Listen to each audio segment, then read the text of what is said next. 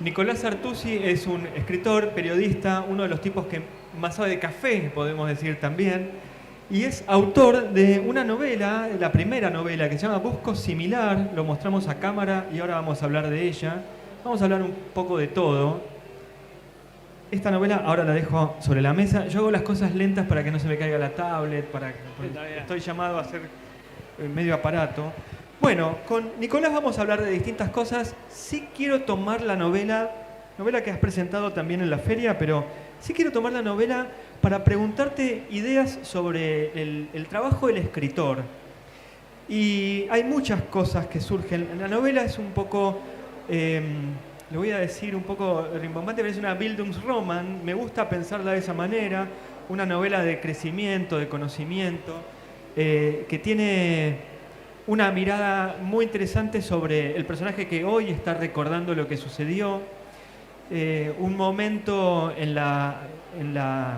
Buenos Aires de la década del 90, donde hay un despertar sexual y donde hay un reconocimiento de las personas.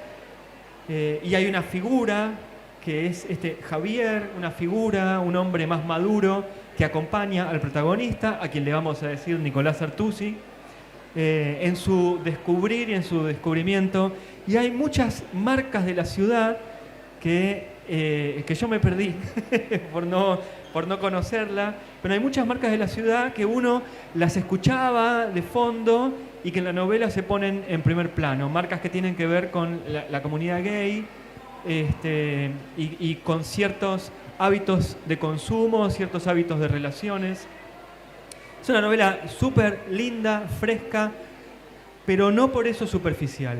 Quiero agradecerte, Nicolás, el tiempo que nos das para hablar de ella, para hablar de todo. Lo primero que voy a decir es, ¿leíste La ilusión de los mamíferos de Julián López? Sí, a Julián lo admiro mucho. Quiero agradecerte a vos, Pato, por este momento, porque siento que no puedo pasar por la Feria del Libro si no paso por este espacio.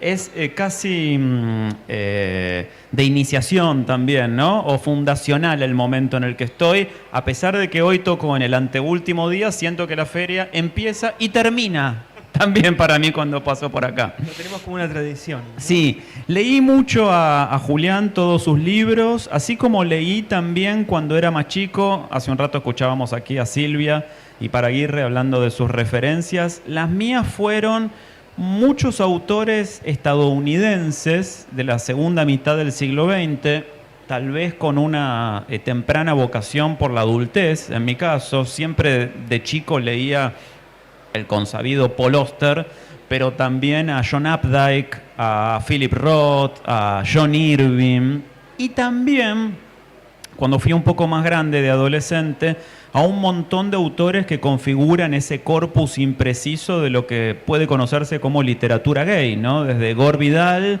hasta Truman Capote, que hoy está nuevamente en el candelero por una serie de televisión que alumbra algunos aspectos de su vida, pero también Marie Renault, o Michael Cunningham, o Colm Toibin, o David Leavitt. Eran todas figuras que a mí me interesaban mucho. En la Argentina, de esos lectores, Oscar Hermes Villordo, leía mucho, y Julián López, por supuesto, ¿no?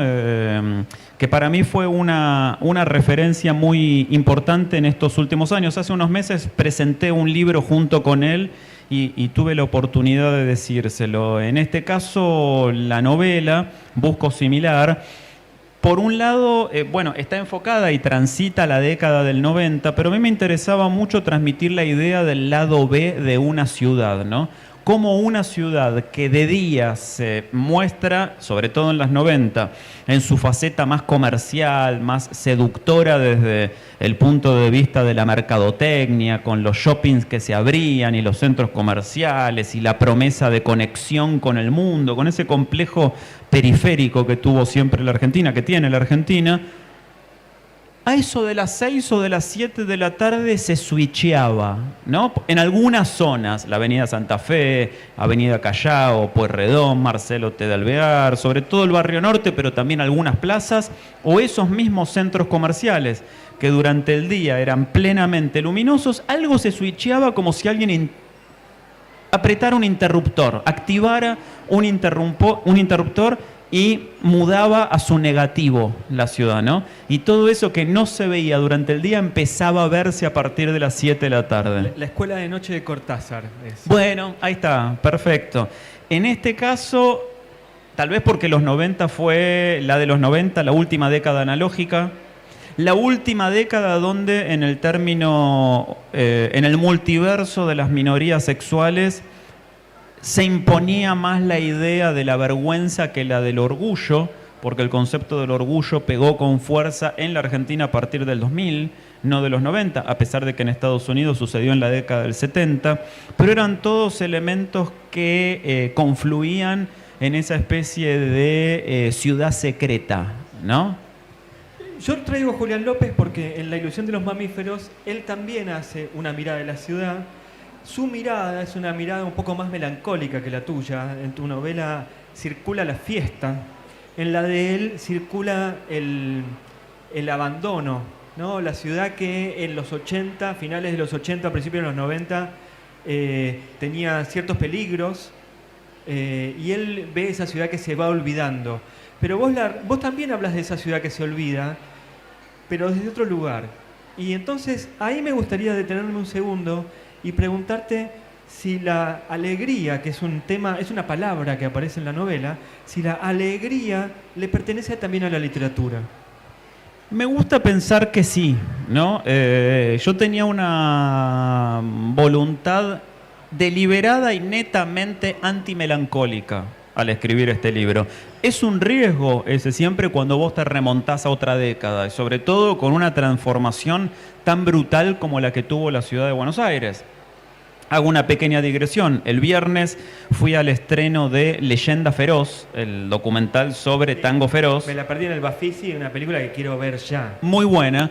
Y hay una parte muy dolorosa para los porteños, donde empiezan a mostrar todos lugares que aparecían en la película, rodada en el año 92, que ya no existen, y en la cantidad de cines en los que se estrenó la película que ya no existen. El Cine América, el Gran Splendid, el Capitol, el Atlas Santa Fe, el Santa Fe, el Ambassador. Es desolador, ¿no? Entonces, es una ciudad que sufrió muchas transformaciones, pero aún así yo no quería que tuviera el tono melancólico, sino más bien todo lo contrario. Y yo hago una defensa muy insistente de la alegría. Otro de los autores que yo leía de chico o de adolescente, Evelyn Waugh, por ejemplo, o Saki, son autores que a partir, que si bien, Saki un poco más que Evelyn Waugh, ¿no? Pero si bien no dedicarse específicamente al género de la literatura humorística, porque no hay chistes, ni bromas, ni paso de comedia en sus narraciones, sí dejan traslucir una nota muy profunda de alegría. Y la idea de la alegría para mí es más importante que de la felicidad, porque la felicidad es como inasible, ¿no? Casi no solo incorpórea, sino muchas veces misteriosa y ajena a los propósitos y a las voluntades de uno, y en cambio la alegría es más volitiva, ¿no? Uno, más allá de lo que pueda estar viviendo, creo que puede proponerse con un mayor grado de consecución, decir al principio del día: hoy voy a estar contento, o voy a tener un día alegre. Hablas de Saki, hablas de Waugh.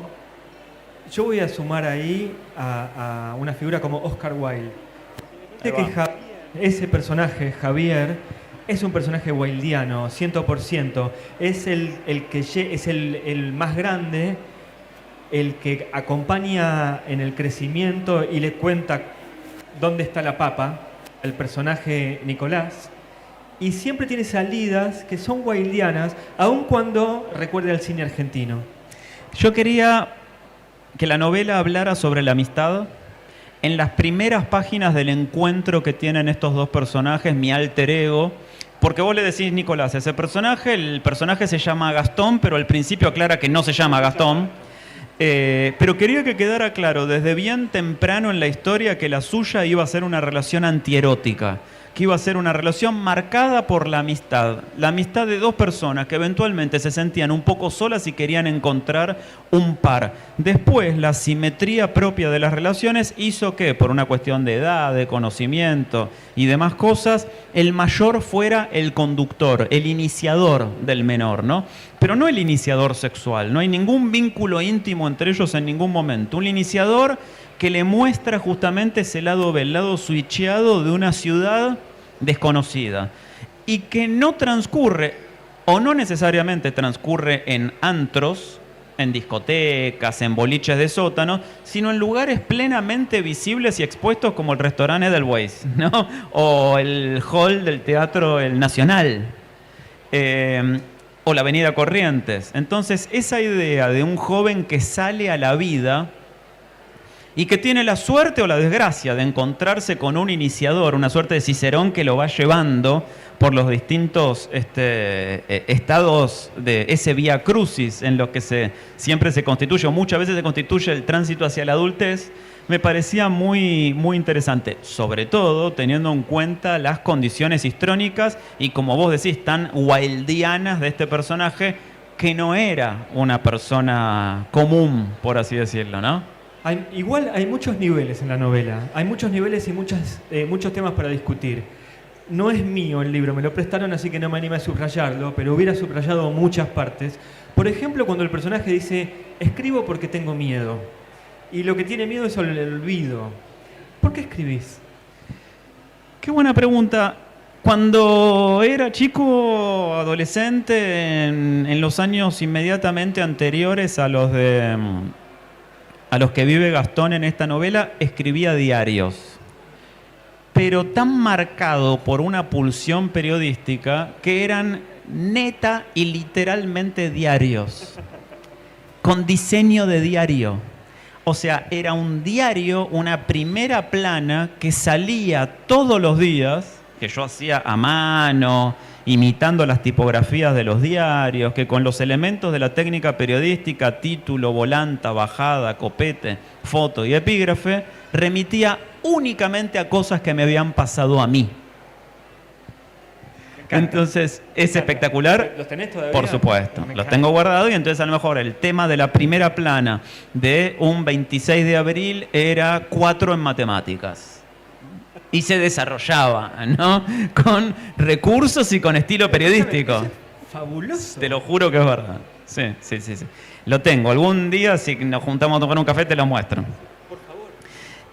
A lo mejor había ahí no una idea de legado a la posteridad, porque yo siempre fui muy despreocupado con toda mi producción. Digo, yo hice muchísimos programas de televisión y muchísimos programas de radio, y no solo nunca me vi, sino que no tengo nada grabado mío, no me importa. Yo cuando termino de grabar un programa, termina y terminó. Y ya me pongo a hacer el siguiente y no lo veo, ni me repaso, ni nada. Yo no tengo libros míos. Perdón, es bueno, como algo... Es una nota al pie, pero yo no lo tengo como superstición. En mi casa no hay nada que yo haya escrito. Bueno, un poco lo mío es así. Yo los tengo únicamente con presencia ahí como para regalarlos, o por si los necesito, o porque a las entrevistas voy con los libros. Pero soy pésimo como archivista.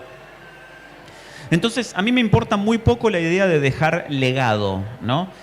Pero sí me interesa la idea de que ciertas cosas, ciertos episodios o ciertas épocas, sobre todo que nos han definido mucho como comunidad en sentido amplio y comunidad en sentido de pequeño grupo de pertenencia, épocas en las cuales hubo hitos o cosas que se vivieron y que fueron importantes y que vale la pena recordarlas. Para mí, que esta ciudad se ha transformado tanto, la ciudad de Buenos Aires, en este último tiempo, para otras personas puede parecer una pavada o una nimiedad, pero para mí es muy importante preservar cómo era Edelweiss, ¿no? Y qué clase de comida se servía o se sirve ahí, o a qué restaurantes iban los actores cuando salían de los teatros. ¿Sabés por qué conozco Edelweiss? Porque era el lugar a donde Natu Paulet iba después de votar y a ella en una taza le ponían Campari o cosas. Es espectacular. Maravilloso. Es espectacular. Bueno, muchos de nosotros nos hemos lamentado cuando cerró Clásica y Moderna, nos alegramos cuando reabrió, aunque no sea lo mismo. Yo todavía no fui, no me animo. Yo pasé por la puerta, pero ya al ver que el nombre es distinto, ya hace que por lo menos desde lo nominal haya una distancia, ¿no? Pero para mí sí era importante eso. Insisto, tenía una vocación profundamente antimelancólica. Esta novela tiene lectores muy jóvenes, que a lo mejor me conocen por la radio o por la tele, y que me dicen, no puedo creer que ustedes vivían así hace 20 años. No puedo creer que había disquerías que estaban abiertas hasta la 1, 2, 3 de la mañana y 1 de la noche después de comer. En un día de semana cualquiera, la sobremesa la hacían en una disquería. No puedo creer que iban a Cabildo y Juramento y se quedaban en la Galería Churba, subiendo y bajando por las rampas horas, sin hacer nada más que eso, estando, ¿no? Íbamos a parar a las galerías. Y por otro lado, hay lectores que son contemporáneos a nosotros, que están alrededor de los 40, un poquito más, un poquito menos, que dicen, me trajiste de vuelta un montón de cosas de esa Buenos Aires que yo había olvidado. Que no es una Buenos Aires colonial, ni es una Buenos Aires centenaria, sino simplemente es una ciudad que tuvo un tipo de vida hace 20 años y que después sufrió transformaciones extraordinarias. Entre las cosas subrayadas, te hago 2 preguntas más y te agradezco el tiempo que nos diste. Entre las cosas subrayadas o que hubiese subrayado, hay también un análisis sobre los sentidos. Y decís, la memoria está en el olfato. No me acuerdo los porcentajes, pero el olfato es el primero y el tacto es el último. Me haces pensar en Pablo Mauret, que escribió el libro El sentido del tacto, pero hay algo ahí que me parece como muy íntimo, ¿no? La colonia que usaba Javier y qué sé yo. El olfato también está en el café. Bueno, eso es algo que yo aprendí con mi alter ego del sommelier de café, ¿no? La importancia del olfato. Por lo general, cuando uno se acerca a una experiencia de degustación de la que no tiene demasiadas nociones, puede ser el vino, un destilado, el whisky, el café, qué sé yo, cualquier cosa, tiende a creer que para la degustación el sentido más importante es el del gusto, porque uno va a comer, porque uno va a tomar determinada cosa. Y cuando uno se mete en ese grupo, en ese mundo, descubre que el sentido más importante es el olfato. ¿Por qué? Porque el olfato es el único de los 5 sentidos que está vinculado directamente con el sistema límbico del cerebro, y el sistema límbico es el sistema que clasifica los recuerdos, el que está directamente vinculado con la memoria. De hecho, hay un estudio, lo cito por ahí, los números son aproximados porque no me lo acuerdo, pero que dice que uno recuerda el 3% de lo que escucha y el 35% de lo que huele. En todo caso son 10 veces más. Es impresionante. Y entonces esa idea de que cuando uno abre un placar y huele la colonia del suéter que usaba el abuelo de uno o la abuela de uno, o la mañanita de su abuela, ¿no? Después de muchos años de no tener a esta persona en vida, esa persona revive. Lo mismo que pasa cuando uno abre una antigua casa de vacaciones donde pasó momentos lindos en el verano y de golpe cierra los ojos y vuelve a andar en karting, ¿no? O vuelve a estar en reposera frente a la playa. La idea del olfato es fundamental en mi laburo como sommelier de café.